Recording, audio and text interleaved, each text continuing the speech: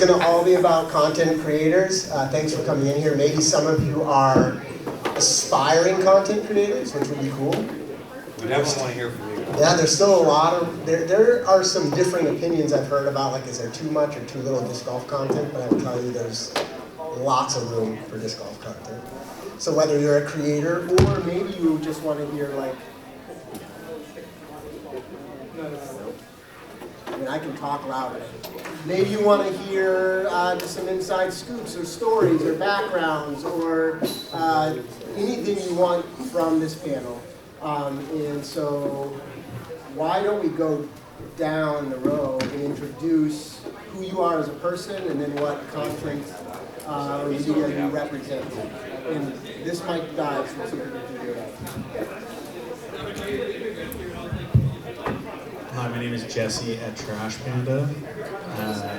We make YouTube videos primarily in terms of content, and then we are also a disc golf manufacturer who makes all of our discs out of 100% recycled plastic. So, yeah, YouTube. I like YouTube. What's up? You may have recognized us 5 years ago for Nick and Matt's show. Last year we rebranded to Staggered Stance. That's been a journey, but here we are. We've got Josh, myself, Nick Carl down there at Olympus Disc Golf Course, and you may or may not know the guy who started this whole expo. He's on our show as well, Ben Kennedy. Hello, I'm Derek Scull, and I'm a discoholic. No, I'm just kidding. I'm a president and co-founder of Gatekeeper Media, and we've been doing it full-time since 2020. I left my full-time job with Apple to do this in 2019, and it's been a wild, wild ride. Alright, hey everybody, my name is Greg. I'm from Six Sided Discs. Our content's primarily on YouTube. I tried Instagram Live the other day. I don't think it went very well. Didn't know that the text was backwards, so nobody knew it was on the disc. So I think I'll stick to YouTube. Also, former Apple employee. Hey. And also left them to do this full time. Hey. Hey, it gets better. My name's Chris. I am the other half of Gatekeeper. So while Derek's more the face in the B2B, I'm more the man behind the curtain and doing a lot of the technical stuff behind the scenes. I am also a pre or a post Apple employee that left a long time. So yeah, We'll leave. We made it. What's with Apple, man? Hey, they train you. Hey, I'm Josh from Overthrow Disc Golf. We do instructional content primarily on YouTube. Apple? No Apple. No Apple, just tennis coach before this. Hey, tennis. Hey. I'll play tennis. all right, let's talk about our hobbies. Yeah, that's why we're here. All right, awesome. So I would presume many of you in here already kind of knew that, but hopefully you're glad about that. This is intended to be interactive. It's a panel, and so with that being said, like I've got questions and things we can talk about that you might be interested in, but this is definitely about you engaging with this audience. And as you heard, there's really kind of a pretty wide variety of types of content represented up here. And so think about the things you're interested in, and like I said, maybe it's just you are curious in knowing something about one of these individuals. That's fine, or maybe it's about content production in general. So with that being said, like you just need to raise your hand. If not, I'm going to go into some questions and we'll kind of hear from this audience. Does anybody have anything they want to ask, or maybe just a topic you want to hear this panel discuss? There may even be some agreement or disagreement on anything. Yes. Go ahead and ask, and I'll probably repeat it if I could. We wanted to ask Overthrow if talk about the Imposter experience and whether or not there are plans to do it again.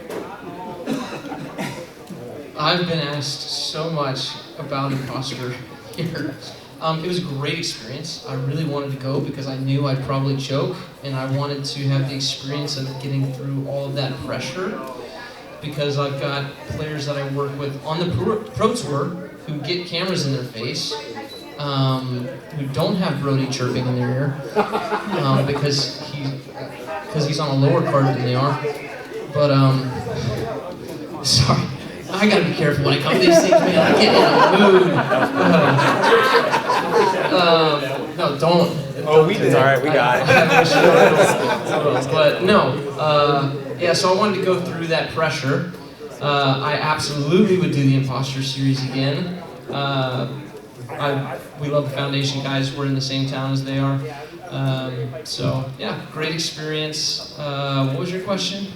You answered it. Okay, perfect. Perfect. Yeah, I would absolutely do it again. Hopefully better the second time.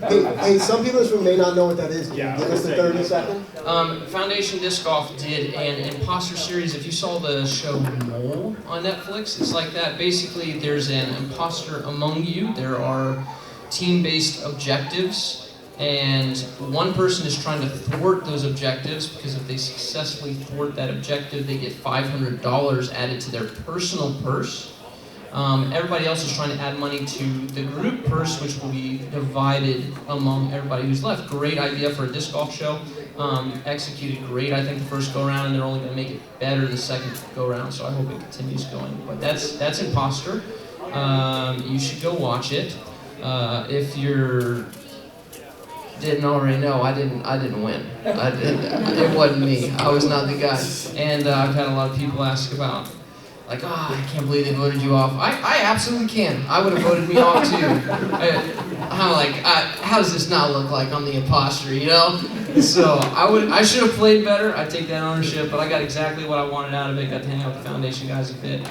Got to choke and then subsequently clutch up everything except for that last putt, which, if you know my history of putting, that's no surprise, but yeah. So apparently that channel had good enough content to get a shout out when they're not even on the content creator page. I think they're going to be at Disc Golf South. They are going to be at South, so if you want to see Foundation, buy your tickets before they go up in price. I'm talking about airplane tickets. Yeah. Okay, I'm going to ask a question. Get ready for your follow-up questions. We have a pretty big panel, so not everybody has to go, but just think about your answer. I asked this last year, but we've got a different when you think about producing disc golf content, using the variety of content we're talking about, what factors are most important if you had to prioritize? Here's some of the examples, and you might have something you would add to it. Is it overall quality of the production? Is it like the actual content itself, like the topics you're covering? Is it frequency of content? There's a lot of pressure of content producers. Am I doing daily, weekly, monthly? Does that matter? Do you have to know the algorithm? Are you trying to manipulate that? Is it all about thumbnails? Is it about your brand? Just like in general, does anyone want to start and say, look, when we have our channel, here's the thing that's most important to us, and then from there, the list goes down. Like, what's at the top of the pile? Anybody on the panel who wants to go? Yeah, I'll jump in on that. So I think for us, our content started out as looking at the content space as a whole and seeing if there's like a gap that we could fill. And I feel like anyone can go out and take a camera and record something, and there are certainly like great pieces of content that come out of that. But because anyone can do that, how do you stand out against the rest of that audience? So I decided pretty early on I wanted to script more of our content, not in how the disc flies, because you can't really determine that, but what can I say about it? How can I produce it in a way that elevates that quality more? And you know, to your point about the algorithm, the frequency, you know, deciding to commit to like a weekly schedule was something I decided early on, but I didn't tell anyone. And I decided I'll just post Thursdays at 11, and we'll see if anybody notices. And everybody started to notice. So that sort of frequency now is something we have to keep up with, I think, to keep that machine going. That does make it a challenge sometimes to identify the topics that you want to talk about. I might decide to focus on a smaller brand because I want to create that type of content, even if I don't think that the algorithm is going to be as successful with it. But a lot of times I'm proved wrong. Our video last week about supersonic discs, raise of hands, how many of you have heard of supersonic discs? Only a handful, they're from Denmark. I had people in my comments said, hey, you should check them out. I reached out to that company, they sent me a box of discs, 10,000 views within 3 days. So, you know, I don't really know what's going to work. Sometimes I have an idea I think is a 100% guaranteed winner, and nobody's interested. So, That's just how it is. So we've got different types of content channels up here. What, like, would anybody like add or something different for you? Like, what matters at the most? Like production quality, or? I think I have a unique perspective being with Gatekeeper and being on tour and doing coverage and broadcasting the pros. My side of things within Gatekeeper is more for the optimization, the efficiency of what we're making, because when we're doing the broadcasting, we're at the liberty of whoever gets on the card. So basically, with that, I have to focus on trying to get out as fast as possible, but then as well, having the highest quality possible. So in terms of my role with the company, I focus more on that, where Derek might have a different side, doing more of the creative side and thinking of different videos. But for me, I think it's very important to just optimize what you're making and be consistent with it, like you're saying. Anyone else? And we can move on, but if you have something, speak up. I'll go and then I'll pass it to Jesse. Take that. So, as a coaching channel, we could do things that would increase our views per video, and we just don't. So the algorithm doesn't really matter that much to us, and I think most people who do the YouTube thing understand that the algorithm is not really something that it's like this ethereal. It's like really YouTube just cares if people watch the ads in your video, because then YouTube gets paid by advertisers, right? So it's just attention. So if someone watches your video all the way through, they're gonna send people to your videos. If they watch your videos for 30 seconds and then leave, YouTube's not gonna send you there anymore, because they got advertisers who want ads watched. That's how they make their money. So that's all the algorithm is our people watching. For us, when we come through video concepts as a coach, I don't really care what you think you need to hear. I'm not in the industry of telling people, hey, I find out, Matt, what is your goal? What do you want? Okay, and then I find out what I have to say for you to reach that goal. So when we make content, we make it the same way. It's what do people need to hear? What content is going to help serve these people's disc golf game? So fortunately, I've got private lessons, and then I go, okay, I said the same thing 10 times this week. Well, probably out of our 50-something thousand subs, if I had 20 lessons that week and I said this in half of them, that's going to be a video, because obviously people need to hear it. So our content comes very naturally through that, and then sometimes we branch out for fun and just do things like, hey, this would be fun as a YouTube video, and maybe we want views or whatever. So we drop a video that's more fun oriented, or you see when we go out of our coaching bag, and that's us just trying to have fun, or we make a video that we want to make, or maybe we make something because it's like, okay, we want to try something different. But other than that, we start with what do people need, and then the production quality helps us illustrate the coaching points. It needs to be clear visually, it needs to be clearly communicated for people to understand. So it's a little different, I think, than most people, like maybe on the entertainment side or whatnot. With all that being said, Jesse, you have a really unique perspective on this, right? Super. For us, it's actually really cool, the breadth of what we all do in our specific niches within disc golf content. For us, we're building a company, and our content is the behind the scenes or peeling back the curtain of that company and what we're doing. So usually when I'm making content or videos, I'm specifically thinking about what's the story that only we can tell. And I basically see all of Trash Panda as a story that, let's have that story together. Like, let's be a part of it together. So that's kind of what our content is. It's inviting people into that.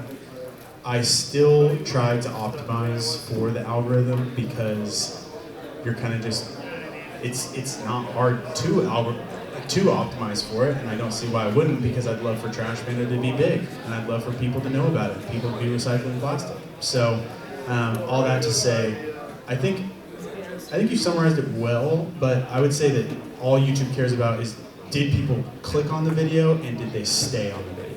Because all YouTube cares about is, are people staying on their platform? That's kind of what you were saying. So as far as like, you don't even get a chance for people to stay on the video if they don't click on the video. We are all very basic lizard brains who click on an exciting thumbnail. So all that matters in terms of algorithm starts with thumbnail. We can get into the weeds after that, but I think a lot about the thumbnail. So that's kind of an in the weeds tidbit, but yeah.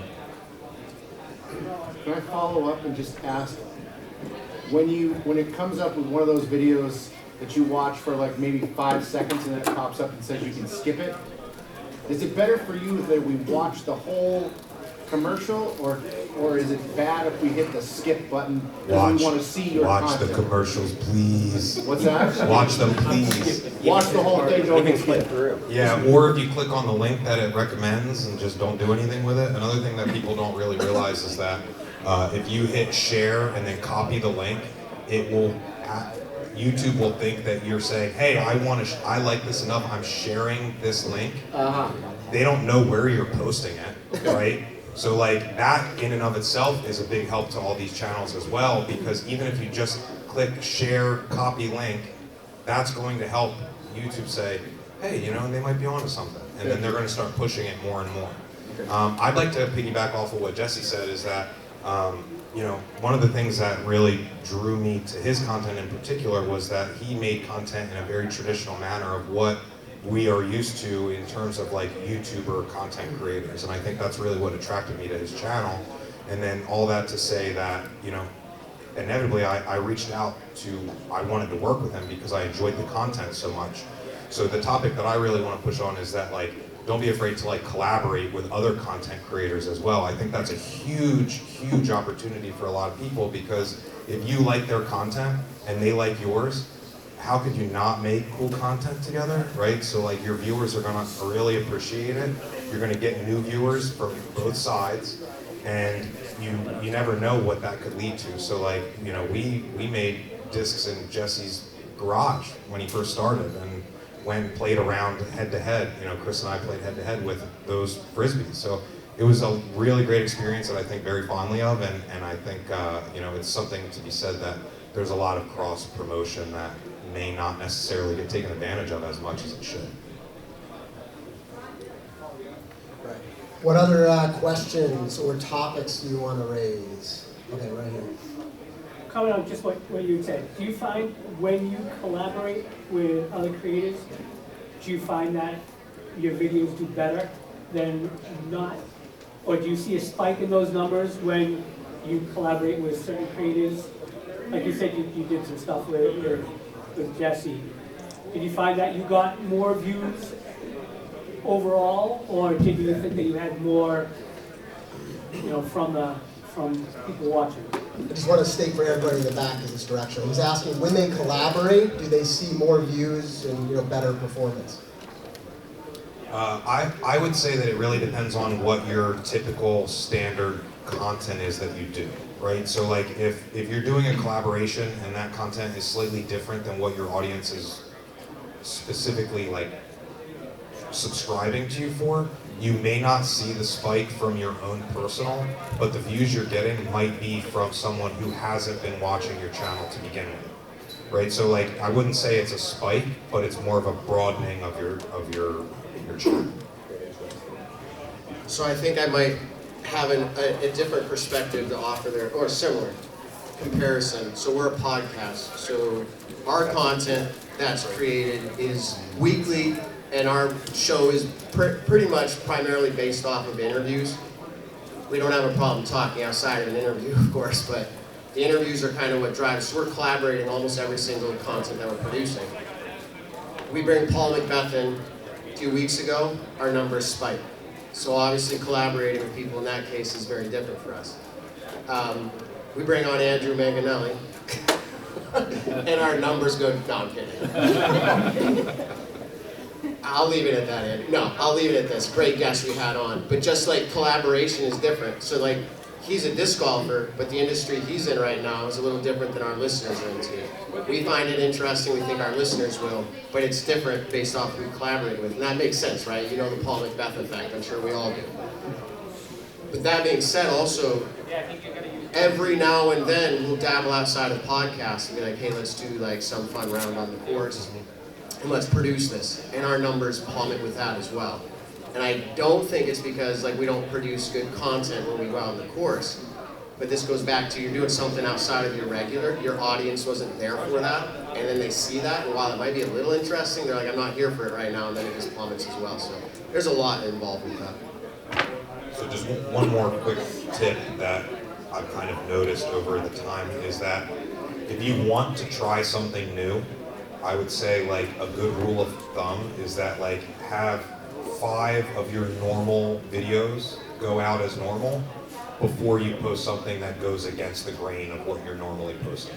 Just to kind of keep it from like a simple perspective is that like that 5-to-1 ratio so that it gives your viewers like, you don't want to bombard them with something that they didn't sign up for. Right. So you need to be cognizant of that so that you don't lose people because they're like, oh, this changed, I don't want to do this anymore, and then they unsubscribe because subscribers do drop off for a myriad of reasons. I mean, you can have that where they have an expectation of what your content is, and like if you have a cadence of scheduling, posting on a specific day, if you're going to do something really new and different and out of the box, put that outside that schedule. That's a great point too. You know, don't replace one of your regular videos, and if that is like a little extra effort up front that one time to fit it in, you know, separate, you're not, you know, you're adding extra rather than taking something away. A great point. I saw a hand. You got a question? Greg, you do many different types of videos, like the flight numbers don't matter, or you trying to find right discs for your bag. Are there any different types of videos that you will be making in the future? So for everybody, or maybe you want to restate the question? Yeah, sure. So I think the question was, in addition to the different variety of videos we already make, are there other things that we're considering in the future? Firstly, thank you for mentioning flight numbers don't matter, because they don't. Or, you know, usually they don't. And I think, I mean, that series on its own came out of an idea of a frustration I had with shopping for discs for myself. And so I think showing that series sometimes through the lens of trying to find a disc for my own bag and the difficulty of, hey, all these discs say they fly the same technically, but they don't. And that, you know, many disc golfers come up to a shop at a tournament or a pro shop shopping for discs just because they say that. So buyer beware, I guess. But outside of that new content, we started a new show that so far only has 1 episode. You're all actually in the 2nd episode right now because it's going to be a vlog of this expo. Whoa. So All 6 Sides was a podcast type format, like more interview type thing that we tried to spin up about a year ago. We did some interviews with Scott Stokely, Holland Hanley, Terry Miller, a few others. And you know, initially we put one of those videos right in where our normal weekly video would be, and it didn't do that well. And we weren't really sure where we wanted to run with that for a while. So that new show and like designing a new set this off season was part of trying to get into creating different types of content. And because so much of what we do right now is analytical comparisons, really like digging deeper into a specific brand or plastic comparison or something, we wanted to get maybe back away from scripted content into unscripted and be able to show our personality. Because for any of you that actually watch our content, this might be one of the first times you've heard me not reading from a script that I wrote for myself, that I edited, and then put the bloopers at the end that didn't make the cut. So, oh yeah, for sure. Yeah. It's for the algorithm. Exactly, yeah. Watch to the end, please. Thank you. Thank you. Then I'm kind of just casually watching for hands.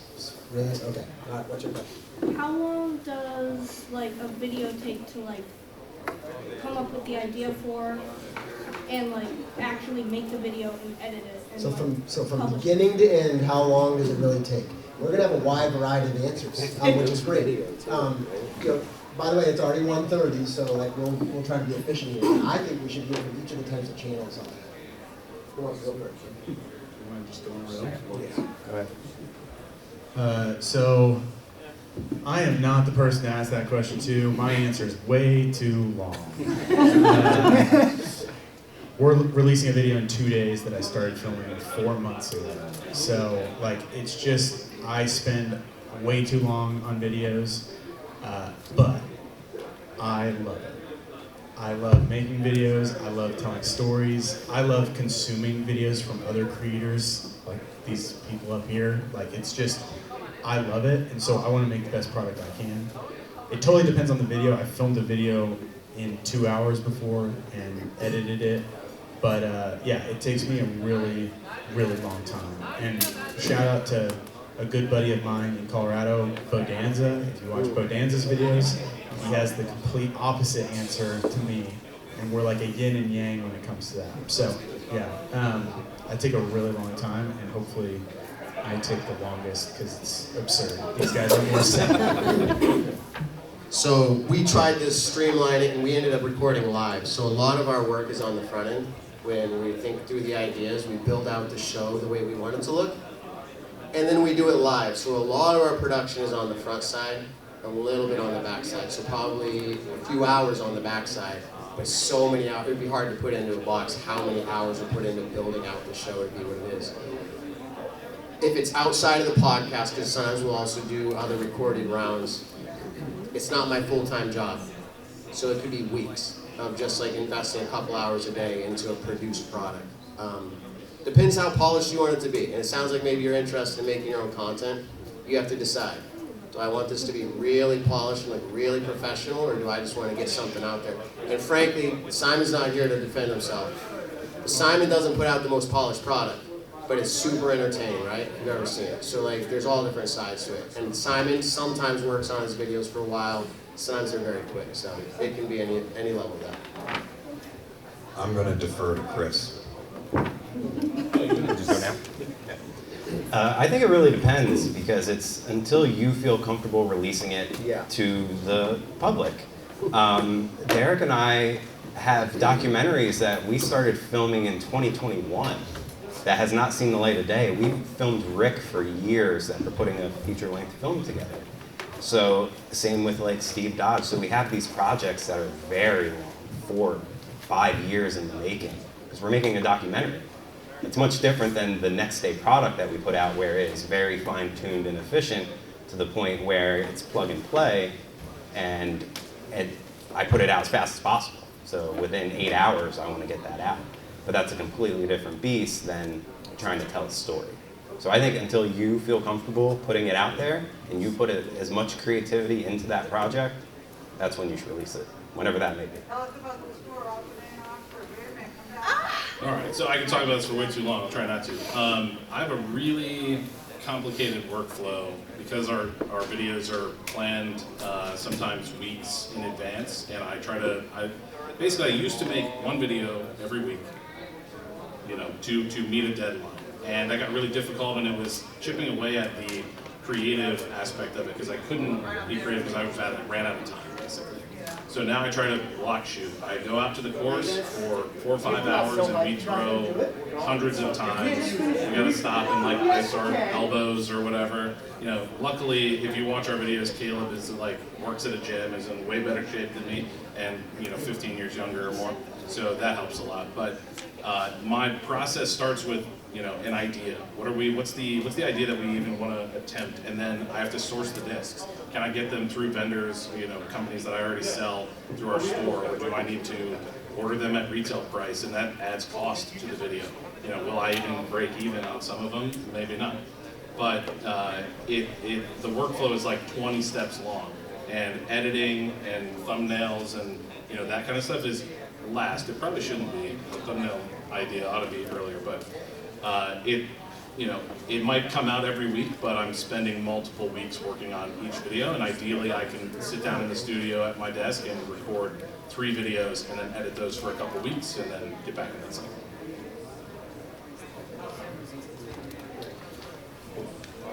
It depends. So sometimes we're in and out in half an hour in terms of filming. Sometimes it's less than that, because I'm teaching lessons all the time and I'm pulling my content from my lessons.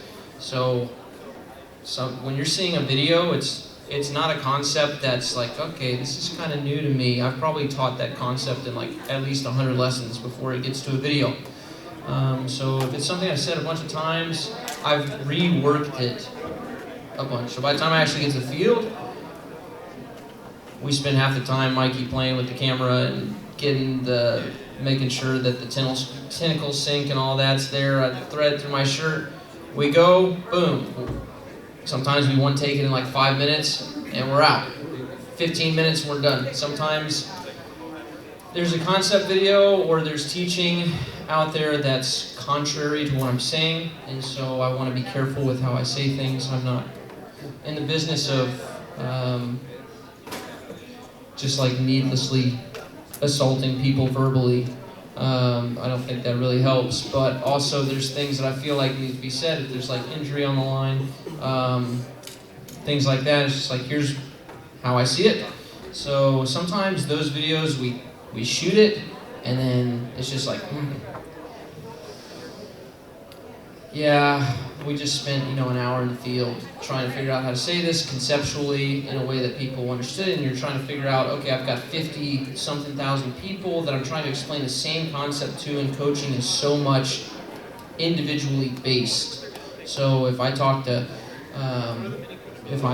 Matt in a lesson, and then I talk to Grant in a lesson, I could try to get them to do the same thing and say the exact opposite thing in real life. And if someone watched both, they'd say, okay, this guy's lying to one of these jokers because he just told this guy that he needs to actively do this, and he told Grant, do the exact opposite. What's the deal here? So sometimes it takes go through a couple reshoots. We've never been sad that we've reshot something. If we reshoot something, it's like, it always comes out better the second time. So now we kind of say that, it's like, well, if we got to reshoot, it always comes out better the second time.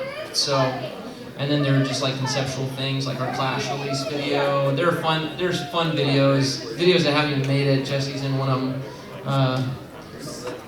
that just never even made it, and it took days of scripting, and it's like, this would be a nasty video, and I've got kind of grandiose ideas on just ideas that would be really fun, but like we talked about earlier, way out of our current lane that we're seen in for our audience. But also we're content creators and just like to make fun stuff. So from 15 minutes from filming to, Dakota can get an edit done in like real quick sometimes, like a couple hours, maybe a couple hours on the short end, days on the long end. Yeah, and so across this variety of answers, like, the answer is really, it depends what you're trying to accomplish, because we could record a video right now and post it in 5 minutes from now, right? Which is one type of content. And by the way, like, you've got medium to long form content in YouTube, and then you've got something like Instagram Reels. And some people pump that out and are really successful. So lots and lots of things to consider. Just on that note, last year Scott Stokely came by our warehouse and I gave him a tour, and he was like, all right, we're gonna film.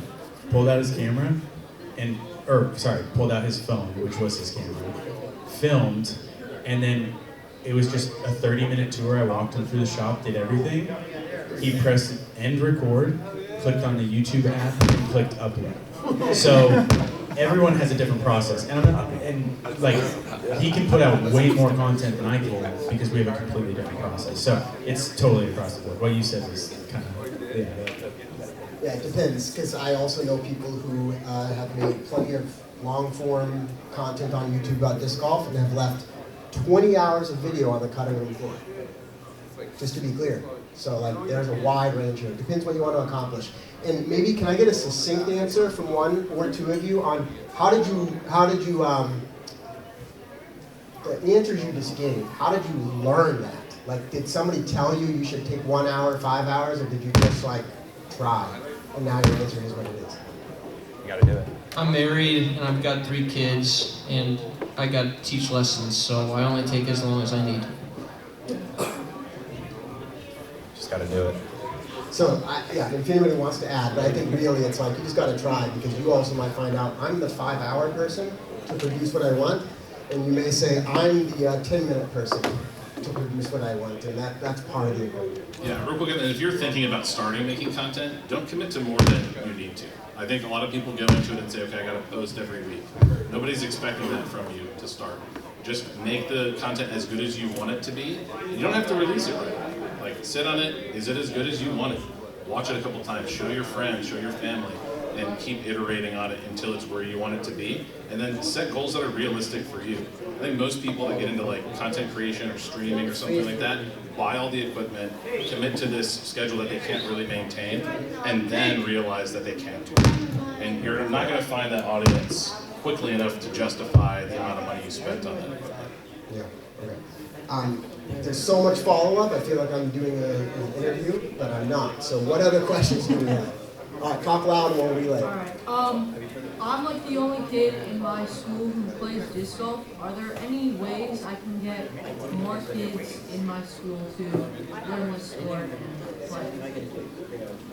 Are there any ways for him to get more kids in his school to play disc golf? Find some adults at your school who like disc golf. There is a middle school in our small town. One of the teachers that works there got them to put in a 9-hole course at that middle school. And I think that's just like most people discover disc golf because they stumbled onto a course. You know, if they have baseball and football and everything else at the school, and of course kids know about that, if disc golf is there, they can find it. So try and connect with those people in your community. Without asking you to give a whole backstory, so this may be hard for the various channels, but like, what's your favorite piece of content you've produced on your channel, or your favorite interview, or something? And I'm not asking what got the most views, just be like, that's one that is like cool. And that may be hard for some of you to answer, and so we'll just skip over it. Sorry, I'm going to go back and answer his question real quick. So there's a lot of big companies that advertise with the Disc Golf Pro Tour and whatnot. And so we'll see companies like Bushnell come into the sport.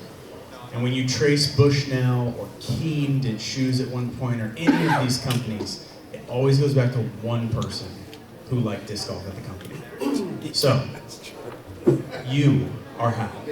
You are how at your school. Because just one person is enough. All you have to do is start telling people about it, talking to people about it, ask a teacher to put in a course, see what you can do. But yeah, one person, aka you're enough. Yeah. Thank you. What's your favorite like piece of favorite thing you've done? Favorite interview, favorite clip? Don't make it complicated. I am proud to say we got the exclusive only interview with Simon Lizotte when he went from Disc Mania to MVP, so that was really big and special for us. Obviously, it was nice to have him choose us too, because he could have chosen anybody. I don't know if it's convenience or he liked us enough, but either way we got it, so that was big. Paul Macbeth, after the Holy Shot, losing to the Holy Shot, getting that interview, that was probably our most listened to, maybe right behind Simon. I mean, hundreds of thousands of views on that one. And so, like, again, collaborating, talked about, because they didn't come to hear us, but we're trying to facilitate those. And then outside of the interviews and the podcast, we did one called Augmented Disc Golf. If you look it up on YouTube, it's a fun watch. People really like it. We tried to make a game using augmented reality, so check that out. So, I developed a show a couple years ago that we ended up calling Title versus Title, and the concept was to have a world champion of our sport go head-to-head with a world champion at another sport in their respective sport. So one of my favorite pieces was, our first one we ever did was Title versus Title Disc Flex, which most of you probably are aware of the sport, or the game Can Jam. So the sport's name is called Disc Flex, and we had Greg Barsby and James Conrad go against a team that was a multi-world champ in Disc Flex. And so like you'd think, oh, these, the disc golfers are gonna, have no problem. It really wasn't the case, right? And so it was so fun. We rented out an indoor soccer field to film on this. We filmed it in Texas during that swing. And quite honestly, like, I hosted that show as well. And it was like a one and done take, going back to like how much time it takes. I wrote my intro 10 minutes before, because I was like, oh, crap, I forgot to do something, because I was so focused on all the other moving parts. And then I step up, nail it in one take, and I was like, all right, let's go do it. And it ended up being a pretty popular video, but it was just so much fun. And we didn't inevitably keep going with it. I think we only got 2 episodes, but that was my favorite. I've said that. Ironically, I think my favorite piece of content that we did was like a scripted sketch at the start of one of our videos. It was all about testing discs at different weights. As low as like 140 grams up to 180, and how sometimes some of you go shopping for a disc and you're very particular about the weight. And so I have the sketch written where one of our sponsored players comes up to the tent, wants to buy a disc, and I show him a crave. It's exactly what he wants, but it's 167, not 168. And so he walks off. And that's like, I think our second most viewed video as well. But I think there's only one other video that we've done that has something like that, where we're doing like a bit. So yeah, maybe we should do one.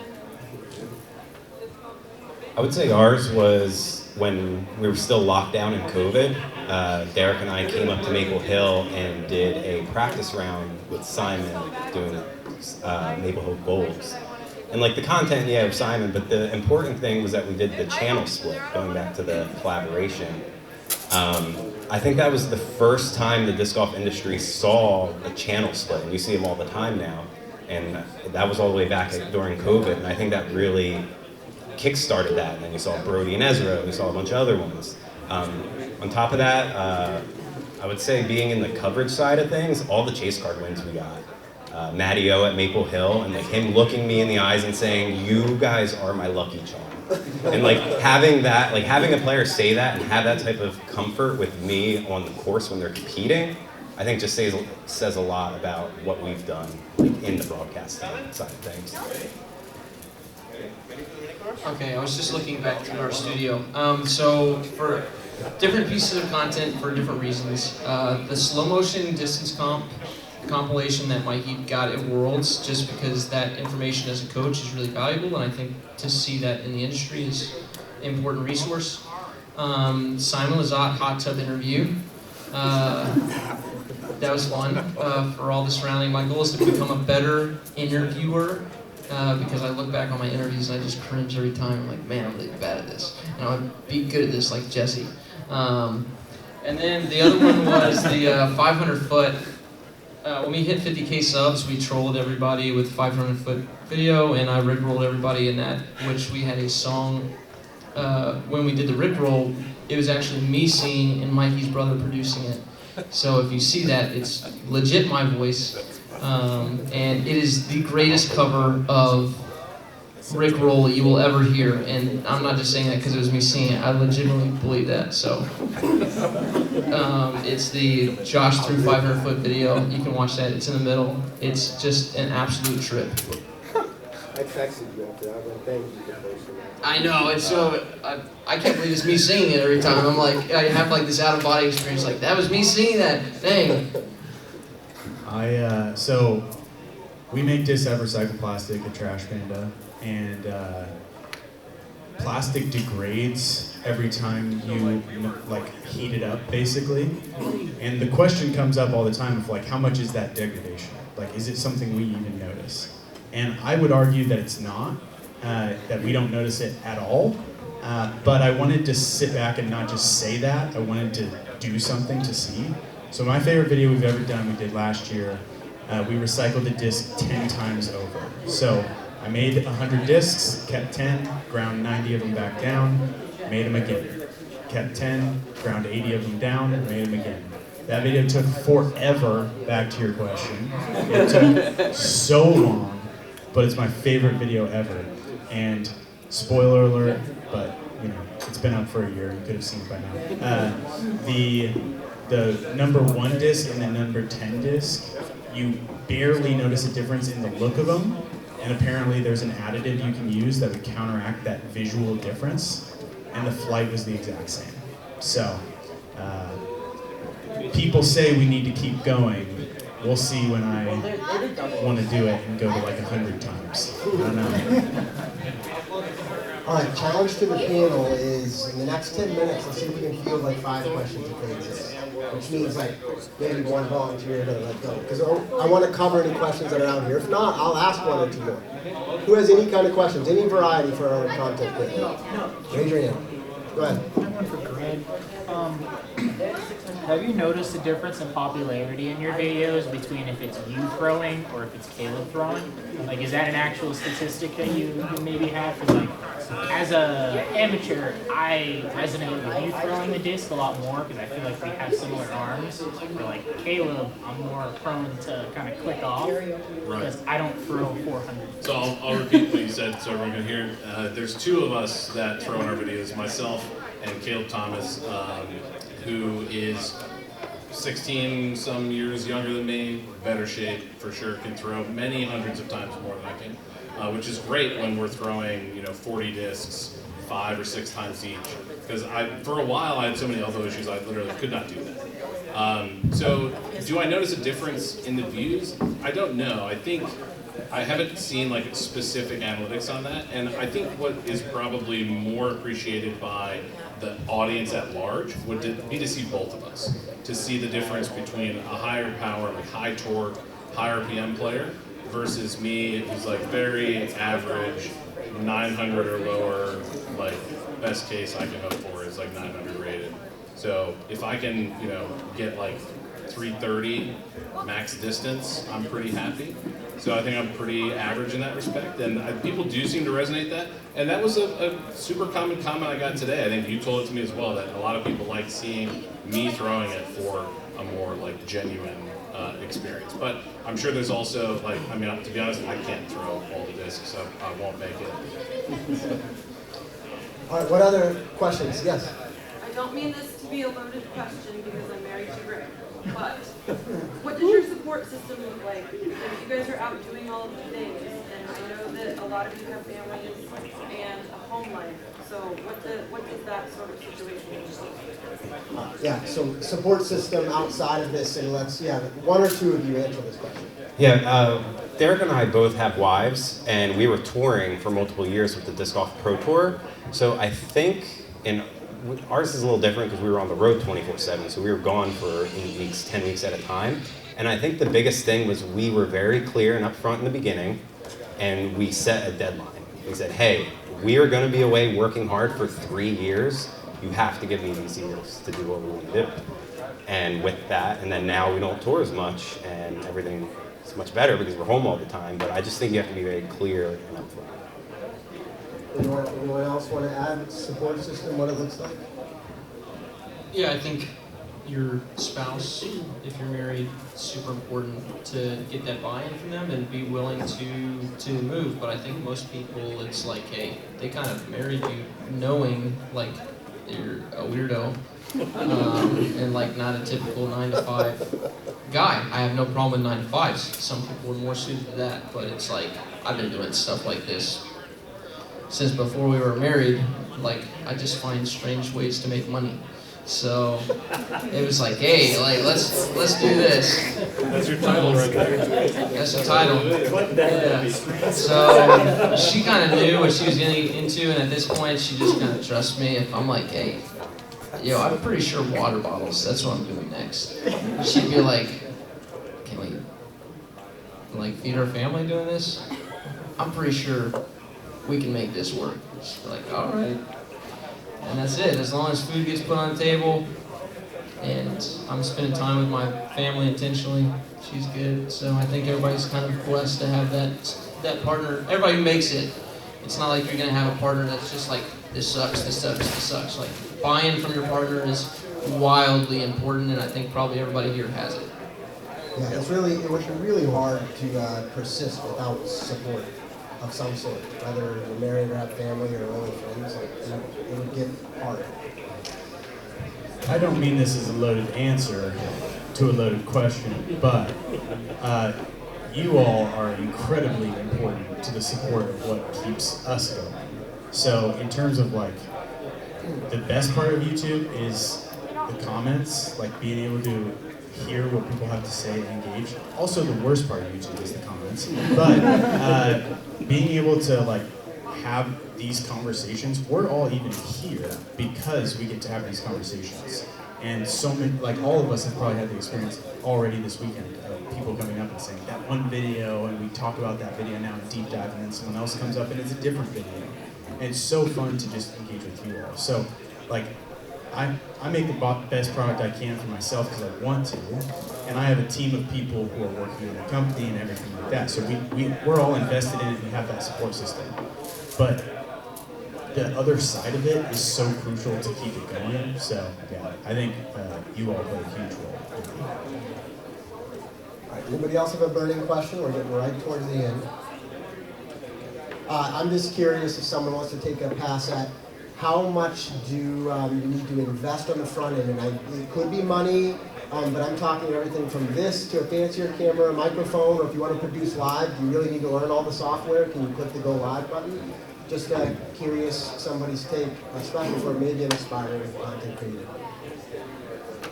So I will say that the barrier of entry, you should not let that be too high. If you want to start creating content, use what you have. When Chris and I started Gatekeeper, we were using the DSLRs that were left over from when we went to film school.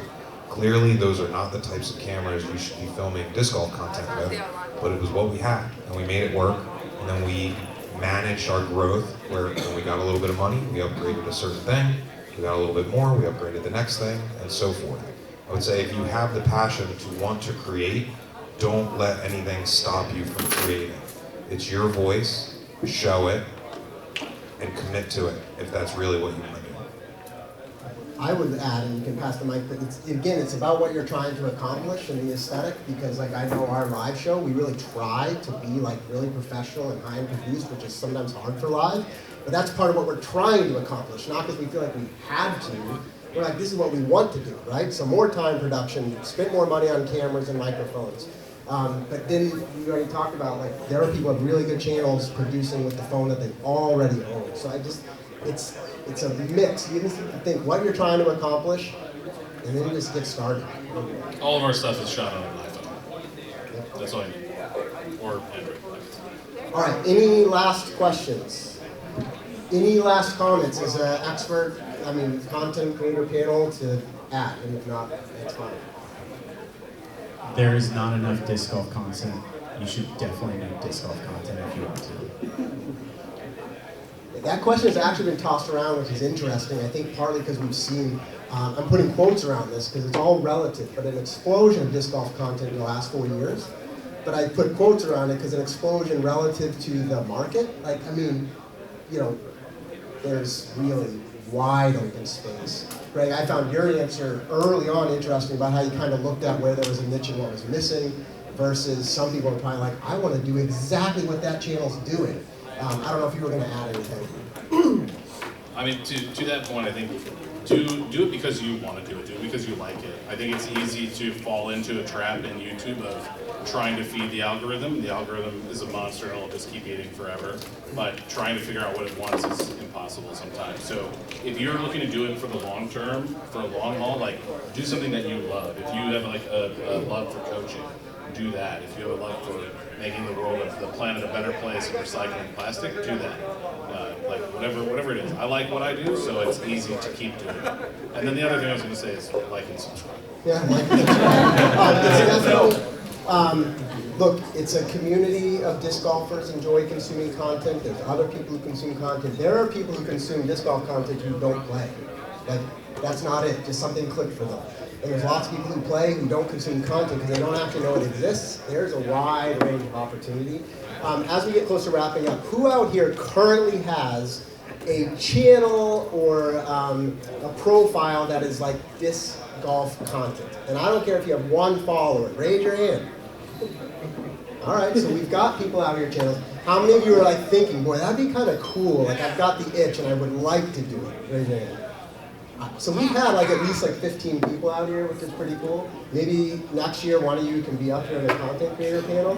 And maybe that sounds sarcastic, but I think that's real. You just gotta start. Most of us up here shared a little bit of our story, but it was kind of well, that sounded interesting. We started. We started something. So for everyone who is currently a content creator, we are having a 24/7 live stream on our Twitch at our booth all weekend for the event. If you want to come see us and plug your stuff on our platform, I'd be more than happy to help promote you guys. And I was just going to say, YouTube's still very young, and content creation and video on the internet is still very young. If you think about it, it's only a couple years old. you could start, like, we have decades ahead of us where this is going to happen, so it's never too late to start. Yeah, plus you can just ask AI to create content for you. Boo. Boo. I should not have said that as an ending. Look, I'm sure many of these people are around. Some of them are fairly busy, but everybody would love to interact if you get a chance. Thank you for listening in to us talking about content creation, and a round of applause for everyone.